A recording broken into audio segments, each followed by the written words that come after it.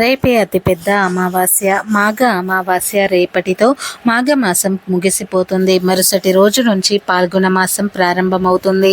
మాఘమాసంలో ఒక్కసారి కూడా మాఘ స్నానం చేయని వారు మాఘ అమావాస్య రోజు అయినా సరే మాఘ స్నానం చేస్తే నెలంతా మాఘ స్నానాలు చేసిన ఫలితం వస్తుంది. కనుక ఈ నెలలో ఒక్కసారి కూడా మాఘ స్నానం చేయని వారు తప్పనిసరిగా అమావాస్య రోజు మాఘ స్నానం చేయండి. ఇది చాలా శక్తివంతమైన అమావాస్య. అయితే ఇంతటి శక్తివంతమైన అమావాస్య రోజున ఇంట్లోని ఆడవారు పొరపాటున కూడా ఈ కూరను వండకూడదు. ఈరోజు ఎవరు ఈ కూరను తినకూడదు. కాదని ఈరోజు ఈ కూరను వండినా తిన్నా చేతిలో రూపాయి కూడా మిగలదు. అప్పుల పాలైపోతారు. ఆర్థిక సమస్యలు వస్తాయి. జన్మల దరిద్రం పడుతుంది. మహాపాపం చుట్టుకుంటుంది. అమావాస్య శివరాత్రి తర్వాత వస్తుంది. రాత్రి రోజు ఉపవాసం ఉన్నవారు అమావాస్య రోజు ఈ కూరను తినకూడదు. పాపం తగులుతుందని శాస్త్రాల్లో ఉంది. శివరాత్రి ఉపవాసం చేసిన వారే కాదు, చేయని వారు కూడా ఈ రోజు ఈ కూరను తినకూడదు. తింటే తీవ్రమైన అనారోగ్య సమస్యలు వస్తాయి. నరకానికి పోతారు. అప్పుల పాలైపోతారు. బాధలలో సమస్యలలో కూరుకొని పోతారు. తెలియక ఈ కూరను వండినా తిన్నా భవిష్యత్తులో అనేక కష్టాలను ఎదుర్కొనవలసి వస్తుంది. భూమి మీదే నరక బాధలను అనుభవించాల్సి వస్తుంది. పైగా ఈరోజు ఈ కూర తింటే మహాపాపం తగులుతుంది అని శాస్త్రాలు కూడా చెబుతున్నాయి.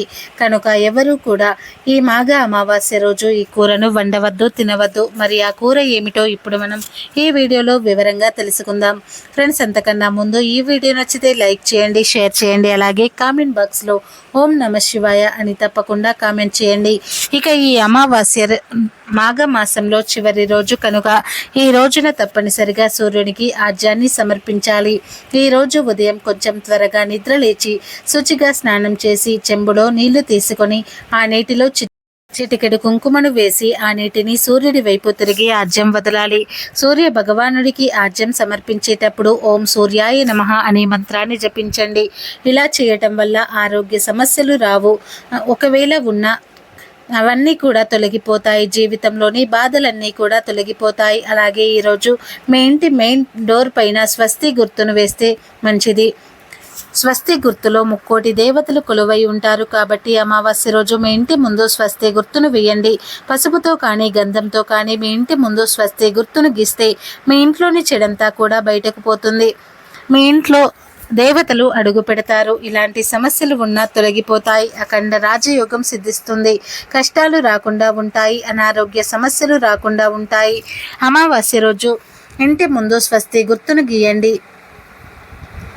మీకు అన్ని శుభాలే జరుగుతాయి. లక్ష్మీదేవికి అత్యంత ప్రీతికరమైన వాటిలలో గల్లులుప్పు కూడా ఒకటి. కాబట్టి శక్తివంతమైన అమావాస్య రోజున మీ ఇంటి ముందు ఉప్పు మూటను కట్టుకోండి. ఒక ఎర్రటి వస్త్రం కొంచెం తీసుకొని ఉప్పును వేసి దాని మీద ఆవాలను కూడా వేసి మూట కట్టి ఆ మూటను మీ ఇంటి గుమ్మానికి వేలాడతీస్తే విపరీతమైన డబ్బు వస్తుంది.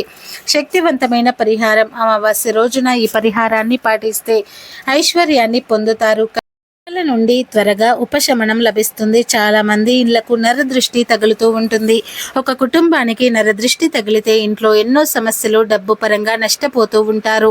అనారోగ్య సమస్యలు ప్రారంభమవుతూ ఉంటాయి. కాబట్టి మీ ఇంటికి ఉన్న నరదృష్టి దోషాలు అన్నీ తొలగిపోవాలి అంటే మీ ఇంటి గుమ్మానికి ఉప్పు మూటను కట్టండి. నరదృష్టి సమస్యలు తొలగిపోతాయి.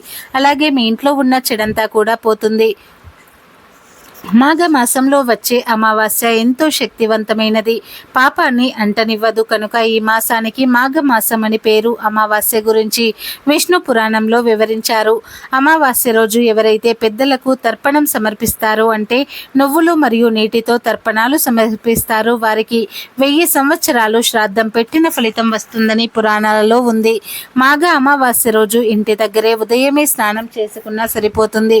అలా స్నానం చేసే సమయంలో చెంబులో నీటిని తీసుకొని గంగా గంగా గంగా అని 3 సార్లు అనుకొని మీద నీటిని పోసుకుంటే సరిపోతుంది. గంగా స్నానం చేసిన ఫలితం వస్తుంది. ఎలాంటి పాపాలైనా పోయి కోటి జన్మల పుణ్యం వస్తుందని మాఘ పురాణం చెబుతుంది. నదులలో గంగా నది పరమ పవిత్రమైనది. ఎందుకంటే గంగా జలం విష్ణుమూర్తి పాదాల నుండి పుట్టి శివుడి శిరస్సు నుండి ప్రవహిస్తుంది. సర్వ పాపాలను హరిస్తుంది. గంగా జలంతో స్నానం చేస్తే ఎలాంటి పాపాలైనా హరించుకుపోతాయి. కనుక మీరు ఈరోజు ఇంట్లో స్నానం చేసే ముందు చెంబుడు నీటిని తీసుకొని గంగా గంగా అనుకొని ఆ తర్వాత స్నానం చేయండి. ఇక స్నానం చేసే ముందు ఆ నీటిలో కొద్దిగా నువ్వులను కానీ లేదా 7 తులసి ఆకులను కానీ 5 చుక్కల పాలను కానీ వేసుకొని స్నానం చేయాలి. ముందు నీటిలో నువ్వులను కానీ తులసి ఆకులను కానీ కలిపిన తర్వాత ఒక చెంబుడు నీటిని తీసి గంగా గంగా గంగా అని 3 సార్లు అనుకుని చెంబుడు నీటిని తలపై పోసుకొని స్నానం చేయాలి. ఈరోజు ఇలా స్నానం చేస్తే 7 జన్మల పాపాలు పోతాయి. మీ జాతకం మారిపోతుంది. జన్మల పాపాలు పోయి కోటి జన్మల పుణ్యం వస్తుంది. ఇలా చేయటం వలన ఒంట్లోని చెడు శక్తులన్నీ కూడా బయటకు పోతాయి. నూతన ఉత్తేజము ఉల్లాసము వస్తాయి. దేనినైనా సాధించే శక్తి వస్తుంది. శరీరంలోని వ్యాధులు నయమవుతాయి. దైవిక శక్తులు వస్తాయి. శక్తి వస్తుంది. రాజయోగం పడుతుంది. ఎంతో శక్తివంతమైన అమావాస్య రోజున ఇంట్లోని ఆడవారు పొరపాటున కూడా పప్పు మరియు పొట్లకాయ కూరను వండకూడదు. ఎవరు ఈరోజు ఈ కూరలను తినకూడదు. కూరల రూపంలోనే కాదు ఏ రూపంలోనూ కూడా పప్పులను మరియు పొట్లకాయను తినకూడదు. పప్పు అంటే కందిపప్పు, పెసరపప్పు, ఎర్రపప్పు, శనగపప్పు ఇలా ఏ విధమైన పప్పులను తినకూడదు. పప్పు రూపంలో కావచ్చు, పప్పు చారు రూపంలో కావచ్చు, ఏ రూపంలో అయినా సరే పప్పును పొట్లకాయను కూరల రూపంలో ఫ్రైల రూపంలో కావచ్చు, బజ్జీల రూపంలో కావచ్చు, పచ్చళ్ళ రూపంలో కావచ్చు, ఏ రూపంలోనూ కూడా పొట్లకాయను పప్పును తినకూడదు. ఈరోజు పొట్లకాయ పప్పును కానీ తింటే అప్పుల పాలైపోతారు. ఆర్థిక సమస్యలు వస్తాయి. చేతిలో రూపాయి కూడా మిగలదు. కష్టాలు తెచ్చుకున్నట్లు అవుతుంది. కనుక ఆడవారు ఈరోజు ఇంట్లో పప్పు మరియు పొట్లకాయను వండవద్దు. ఎవరు ఈరోజు ఈ కూరలను తినవద్దు. వీటితో పాటు ఈరోజు నాన్ వెజ్ కూడా తినకూడదు. అంటే మాంసము, చేపలు, రొయ్యలు, పీతలు, నత్తలు, గుడ్లు ఇలాంటివి ఏమీ కూడా అమావాస్య రోజు తినకూడదు. కాబట్టి ఈరోజు పొరపాటున కూడా నాన్ వెజ్ తినకూడదని మాఘ పురాణంలో ఉంది. అమావాస్య రోజు మాంసాహారం తింటే వచ్చే జన్మలో కుక్కగా పుడతారని శాస్త్రాల్లో ఉంది. కాబట్టి ఈరోజు ఎవరు మాంసాహారం తినవద్దు. కాదని తింటే అనేక రకాల రోగాలు వస్తాయి. భవిష్యత్తులో అనేక కష్టాలు వస్తాయి. కనుక ఈరోజు నాన్ వెజ్ తినవద్దు. కేవలం కూరల రూపంలోనే కాదు ఏ రూపంలోనూ కూడా నాన్ వెజ్ తినవద్దు. కాదని ఈ మాఘ అమావాస్య రోజున నాన్ వెజ్ తింటే దరిద్రం పడుతుంది. నరకానికి పోతారు. రోగాలు వస్తాయి. కనుక ఈరోజు ఎవరు నాన్ వెజ్ జోలికి వెళ్ళవద్దు. పప్పు, పొట్లకాయ, నాన్ వెజ్ 3 కూరలను ఈరోజు తినకూడదు. అందులోనూ శివరాత్రి తర్వాత అమావాస్య వస్తుంది. కాబట్టి ముఖ్యంగా శివరాత్రి రోజు ఉపవాసం ఉన్నవారు అసలు ఈ కూరలను తినకూడదు. తింటే ఉదర సమస్యలు వస్తాయి. ఉపవాసం లేని వారు కూడా ఈ కూరలను తినకూడదు. ఎవరైనా సరే మాఘ అమావాస్య రోజున ఈ కూరలను తింటే మహాపాపం తగులుతుంది. శునక జన్మాన్ని పొందుతారు. అందుకే దరిద్రం పడుతుంది. అనారోగ్య సమస్యలు వస్తాయి. ధనం ఖర్చు అవుతుంది. అప్పుల పాలైపోతారు. చేతిలో రూపాయి కూడా మిగలదు. కష్టాలు సమస్యలు కూరుకొని పోతారు.